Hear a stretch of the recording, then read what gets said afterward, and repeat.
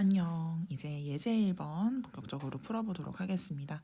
생산 가능 곡선이 주어진 상태에서 비교 우위 재화를 구할 수 있느냐 묻는 문제였는데요. 자, 한번 바로 볼게요. 생산 가능 곡선이 나왔을 경우에는 자, 다시 한번 그 의미를 떠올려서 이야기를 해보면 각 국가가 가지고 있는 자원을 최대한 모두 다 효율적으로 활용해서 남는 것이 없을 경우 최대로 생산할 수 있는 재화의 양을 조합으로 나타내고 이것을 그래프로 나타낸 것을 생산 가능 곡선이라고 이야기를 했어요. 자, 그러면 우리 여기에서는 비자 양모 중에서 바로 무엇을 통해서 비교를 구할 수 있을까요? 그렇죠. 지금 그래프에서도 재화가 몇 개를 생산 가능한지 이렇게 나타내고 있기 때문에 바로 양모를 활용해서 기회비용 바로 구할 수 있다는 거 눈치채셔야 합니다. 자, 그러면 바로 이 그래프 상에서 기회비용 구해보도록 하겠습니다. 을곡 먼저 구해볼게요. 자, 양모니까 X제 생산에 대한 기회비용은 10분의 5가 되겠죠. 자, 그러면 Y제 2분의 1개 이렇게 표현할 수 있고요. 자, 역수치하면 바로 Y제에 대한 기회비용으로 바뀌죠. 자, 그래서 을국은 Y제 생산에 대한 기회비용 X제 2개 이렇게 이야기할 수 있습니다. 자, 각국도 바로 구해볼게요. 자, 각국은 Y제 15분의 10 단위가 기회비용이 되는 거고요. 요렇게 되겠네요. 자, 바로 역수치에서 Y제 기회비용 구하겠습니다. X제 2분의 3개가 되겠네요. 자, 그러면 우리는 기회비용이 적은 재화에 특화한다 라고 이야기를 했으니까 바로 비교해보면요. X제 같은 경우에는 2분의 1과 3분의 2 비교해보면 어떻게 되나요? 그렇죠. 을국이 더 비교가 있다라는 것 확인할 수 있고요. 자, Y제 같은 경우에는 각국한테 비교 우위가 있다라는 거 확인할 수 있습니다. 자, 헷갈릴 수 있으니까 혼동을 방지하기 위해서 먼저 정리해 놓고 시작하도록 하겠습니다. 자, 각국은 Y제 비교 우위가 있고요. 을국은 맞습니다. X제 비교 우위가 있다라는 상태에서 자, 기억해 보도록 하겠습니다. 각국은 X제, Y제 모두에 대해 절대 우위를 갖는다라고 나와 있죠. 자, 절대 우위라고 하는 것은 맞아요. 그냥 객관적으로 주어져 있는 수치만 보았을 때 자, 상대 국가에 비해서 생산량이 더 많거나 노동시간이 적게 들거나 비용이 적게 드는 경우 자, 이런 경우에 절대 우위를 갖는다라고 이야기할 수 있다 했죠. 지금 그래프 보시면 그래프 상에서 을국보다 갑국이 Y제도 훨씬 더 많이 생산하고 있고요. 10개. X제 같은 경우에는 그쵸 15개 더 우위를 점하고 있기 때문에 갑국이 절대 우위를 모두 가지고 있다 이야기할 수 있습니다. 자, 5가 되겠죠? 니은 가겠습니다. 갑국의 Y제 한 개 생산에 대한 기회비용은 X제 3분의 2개이다 라고 나와 있는데요. 자, 갑국 바깥에 초록색 선이죠? Y제 하나에 대한 기회비용 우리 구했어요. 얼마였죠? 그렇죠. X제 2분의 3개였습니다. 그러니 니은에 나와 있는 3분의 2는 틀린 답이 되겠죠? 2분의 3개가 맞는 표현입니다. 디귿 가겠습니다. 을국은 X제에 대해 비교 우위를 갖는다 라고 나와 있는데 우리 기본적으로 다 구해놓고 적은 것 다시 살펴보니까 을국은 X제에 대해 기회비용이 있다는 거 확인할 수 있습니다. 5입니다. 자, 그럼 리을 가겠습니다.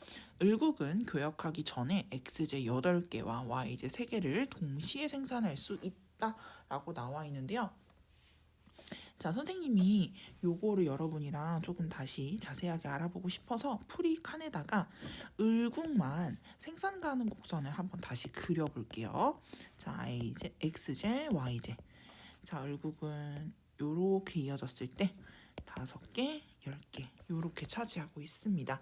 지금 리을 같은 경우에 물어보는 거는 따져보면 자, 만약에 한 점을 찍어가지고 요렇게 생산 가능 곡선 상에서 점이 찍혔을 때 이 X제 8개, 3개가 동시에 생산이 될 수 있는지 없는지를 따져보라는 겁니다. 그쵸? 자, 그러면 우리가 이걸 알아보기 위해서는 바로 교역비, 즉, 생산비에 대해서 알아봐야 해요. 자, 생산비라 하면 무엇이냐 해서 우리가 지금부터 살펴볼 건데요. 자, 우리가 배웠던 생산 가능 곡선의 의미에서 이 생산비를 유추할 수 있습니다.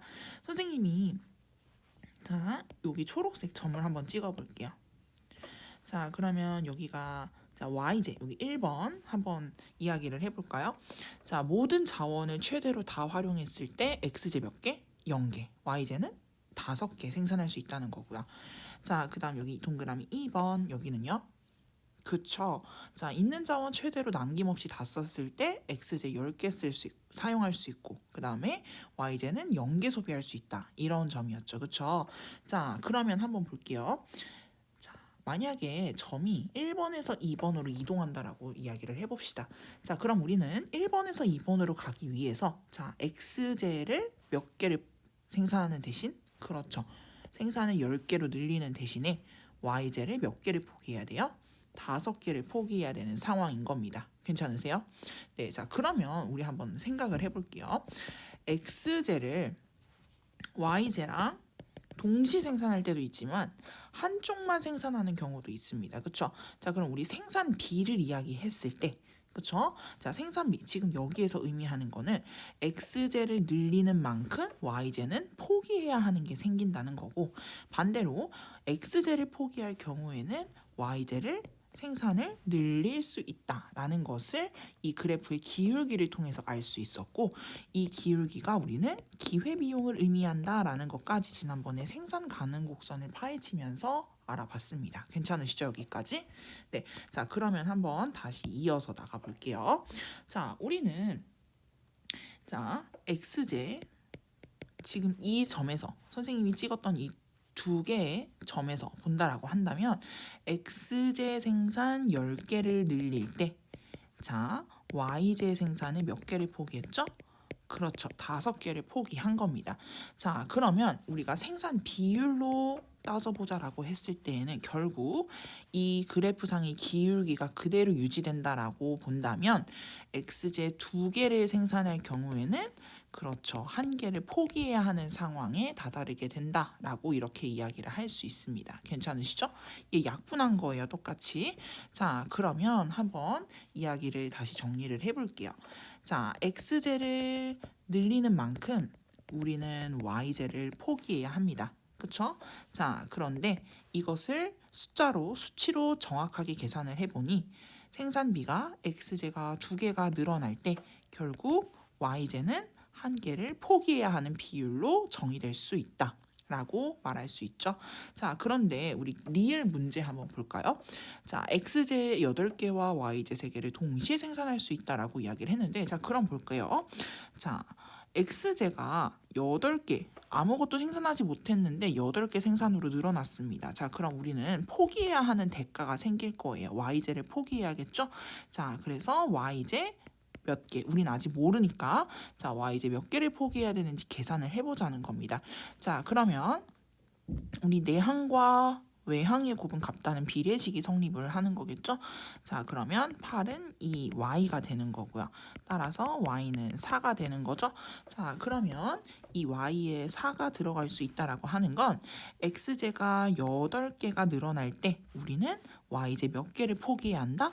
4개를 포기해야 한다라는 겁니다. 괜찮으시죠? 자, 그러면 우리 여기 그래프 다시 한번 와볼게요. 선생님이 풀이에다 그려놓은 생산 가능 곡선으로 다시 돌아가겠습니다. 자, 8개를 생산할 때, 자, xj, 에코, 미안해요. 자, 다시 그려볼게요. 요렇게 있을 때, 자, xj를 8개 생산한다라고 이야기했을 때, 자, 그 대가로 우리가 포기해야 하는 게 yj 몇 개라고 했죠? 4개라고 이야기를 했죠. 자, 그러면 최대로 생산할 수 있었던 yj가 5개였어요. xj 생산 아무것도 안 할 때요. 그쵸? 자, 근데 이 중에 몇 개를 포기해야 되는 거죠? 그렇죠. 4개를 포기하게 된다는 거죠. 자, 그러면 몇 개 생산할 수 있어요? 1개 생산할 수 있는 거죠. 그쵸? 자, 그래서 동시 생산점은 우리 리을에 나와 있는 xj 8개와 yj 3개가 아니라 자, xj 8개를 생산한다면 yj 1개를 동시에 생산할 수 있게 된다라는 겁니다. 따라서 x가 됩니다. 괜찮으시죠? 네, 자 그럼 얘를 똑같이 이제 같은 원리를 조금 더 간단하게 한번 풀어볼게요. 선생님 저는 비례식 싫어요. 근데 이 생산비라는 의미는 알겠거든요. 자 그럼 빠르게 풀 수 있는 방법 한번 보도록 하겠습니다. 자 우리 x제랑 y제 생산 가능 곡선에서 비교해 보았을 때 자 x제가 10개일 경우에 생산할 수 있는 y제는 0개였어요. 그렇죠? 자 근데 생산비가 몇 대 몇이었죠?